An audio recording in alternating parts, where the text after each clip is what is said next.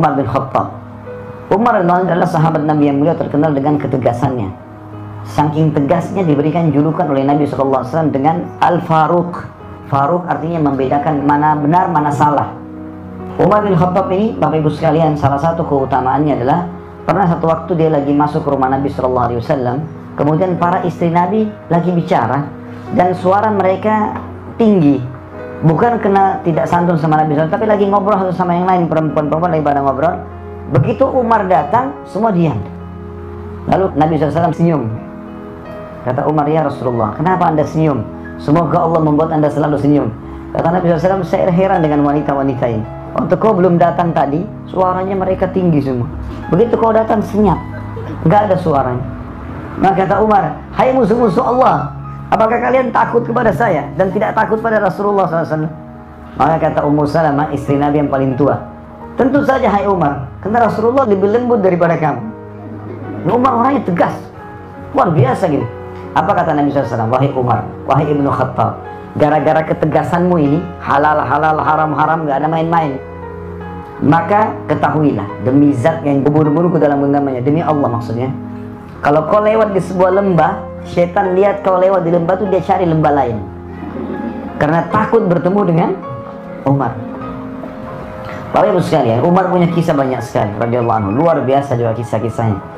Beliau pernah, Bapak Ibu sekalian, di zaman khilafahnya beliau, didatangi oleh anaknya, dan anaknya ini berkata kepada ayahnya, Umar, anaknya masih kecil kebetulan, ayah, teman-teman saya mengolok-olok saya karena baju saya sobek, beli baju baru ayah.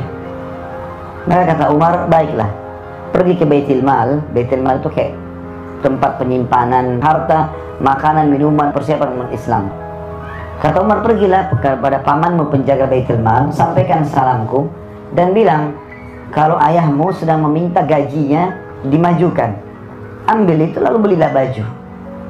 Maka anaknya pun pergi ke sana lalu berkata, paman, ayahku Amir Mu'minin Umar bin Khattab menitip pesan, katanya kalau bisa gajinya dimajukan, lalu kemudian saya akan ambil untuk beli baju karena teman-teman saya mengolok baju saya sobek.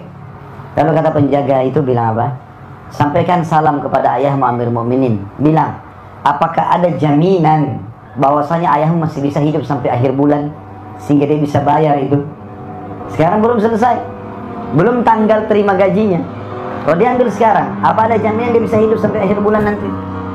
Maka anaknya dengan polos pulang, wahai ayahku, pamanku penjaga Baitul Mal bilang, sampaikan kepada ayahmu salam dan bilang, katakan apakah ada jaminan engkau akan hidup sampai akhir bulan? Maka tiba-tiba Umar bin Khattab menangis terisak-isak sambil mengatakan, pamanmu benar, pamanmu benar. Tidak ada yang bisa menjamin Umar hidup sampai akhir bulan.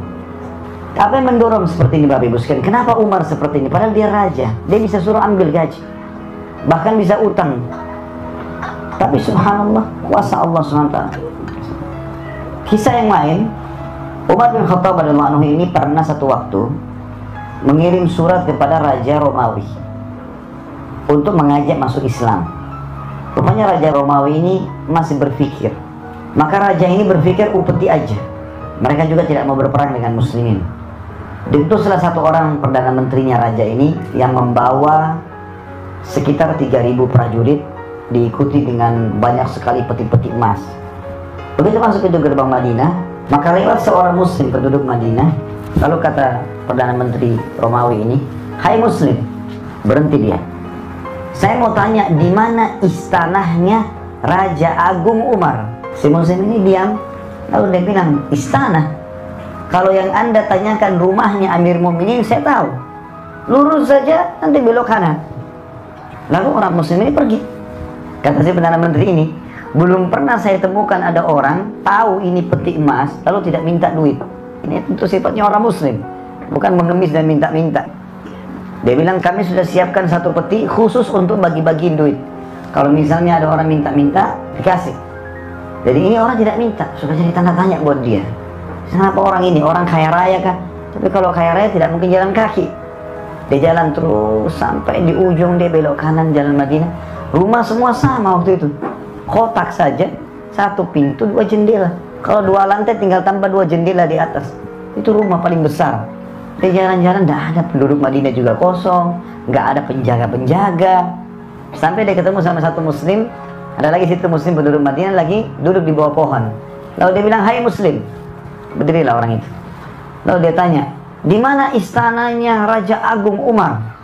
Kata si muslim itu, "Kenapa engkau mencari Umar?" Dia bilang, "Ada surat datang Raja Agung Umar kepada Raja kami Romawi, mengajak kami masuk Islam. Dan raja kami masih menolak, maka kami membawa ini upetinya. Kami akan bayar." Lalu orang itu pun melihat kiri kanan, dia lihat banyak sekali peti. Ini orang lagi bicara sementara dia di bawah, Perdana Menteri di atas kuda ya. Kata orang itu, "Bagaimana kalau yang di depanmu ini Umar?" Maka orang itu bingung, "Apakah Anda betul Umar?" Kata dia, "Iya, saya Umar." Turunlah Perdana Menteri ini, begitu menghadap depan Umar lalu dia mengatakan, "Asyhadu an la ilaha illallah wa anna Muhammad Rasulullah." Masuk Islam. Kata Umar, "Kenapa kau masuk Islam?" Dia bilang, "Saya sudah lama dengar nama Anda dan saya sekarang baru tahu kenapa orang-orang di negeri saya kalau dengar nama Anda saya sudah ketakutan. Anda di sini ngapain? Di bawah pohon Amir Mu'minin." Dia bilang, "Saya lagi tunggu baju saya dicuci." Umar bilang, dia cuci bajunya sendiri, dia gantung depan rumah. "Saya lagi tunggu kering." Jadi duduk di bawah pohon. "Apakah Anda tidak punya pengawal?" "Nggak ada pengawal. Saya bersama dengan Allah." Dia bilang, "Gara-gara itu saya masuk Islam." Umar bin Khattab tidak punya pengawal, tidak punya pendamping, duduk sendiri dengan keyakinan bahwasanya dia bersama Allah. Dan di zaman beliau itu Islam sudah menguasai setengah dunia. Karena tahun 15 Hijriah, utara Jazirah Arab, negeri Syam dan Turki bagian Asia takluk di tangan Umar bin Khattab yang dikirim pasukan dipimpin Abu Ubaidah bin Jarrah dan Khalid bin Walid radhiyallahu anhum ajma'in. Dikenal dengan perang Yarmuk gitu ya. Tahun 16 Hijriah diutuslah pasukan ke Persia, takluklah Iran, Irak, Afghanistan, Rusia. Pada saat itu dipimpin oleh Sa'ad bin Abi Waqqas, panglima perangnya Umar bin Khattab, dengan 30.000 orang mengarahkan 240.000. Umar berkuasa dari tahun 13 sampai 23. Tahun 20 Hijriah, beliau utus lagi pasukan 8.000 orang menuju ke Mesir dipimpin oleh Amr bin As radhiyallahu anhum ajma'in. Tembus Mesir, Afrika Utara, Mesir, Tunis, Jazair, Maroko, seluruh Afrika bahkan Spanyol nanti terbuka masuknya Islam di sana. Setengah dunia dikuasai, tidak ada pengawalnya satupun. Apa yang membuat Umar bin Khattab bisa lakukan ini, Bapak Ibu sekalian? Bahkan Umar bin Khattab tidak pernah tidur di malam hari kecuali sudah keliling Madinah, tidak ada pengawalnya, sendirian jalan. Kisah yang masyhur mungkin Bapak Ibu pernah dengar, kalau sudah mendengar alhamdulillah, kalau belum dengar bisa diambil pelajaran. Satu malam Umar bin Khattab pernah sakit 3 hari, nggak keluar, dan biasanya beliau keluar setiap hari. Lihat orang-orang Madinah kalau sudah tidak ada lagi yang perlu baru dia tidur. Sendirian jalan. Hari keempat beliau keluar. Jalan terus sambil pinggir kota Madinah ada api unggun. Mampir ke sana ada seorang ibu, anak-anaknya 3 orang lagi nangis di depannya. Lalu kata Umar setelah salam, "Wahai amatullah." Amatullah ini maksudnya hamba Allah, perempuan. Kalau laki-laki Abdullah. "Wahai amatullah, ada apa denganmu?" Dia bilang, "Pemimpin negeri ini tidak adil." Dia nggak tahu kalau ini Umar. Kata Umar, "Kenapa?" Dia bilang, "Saya sama anak saya sudah lapar 3 hari. Jadi 3 hari yang Umar tidak keluar, di situ ada kelaparan." Ya Allahu alam pemimpin kita sekarang ini bagaimana keadaannya negara-negara Islam yang tidak pernah mau tahu keadaan masyarakatnya. Semoga saja mereka diberi hidayah ya. Kalau ada yang meluangkan waktu, alhamdulillah. Karena ini tanggung jawab semuanya kan. Berapa banyak orang yang kelaparan. Umar 3 hari nggak keluar sudah ada orang kelaparan. Dan orang ini sudah langsung memvonis Umar tidak adil. Dia tidak tahu kalau ini Umar. Kata Umar, "Lalu apa yang kau masak?" Diangkat pancinya, batu. Batu dimasak dengan air. "Kenapa kau masak batu, hai ibu?" Dia bilang, "Supaya anak-anak saya mengira saya masak." Nggak ada makanan, mau ambil makanan dari mana? Maka dengan seperti itu mereka kecapean, menangis, tidur. Itu yang saya lakukan selama 3 hari. Maka Umar bilang, "Baik, tunggulah sebentar." Umar tidak pakai tunggu, langsung ke Baitul Mal.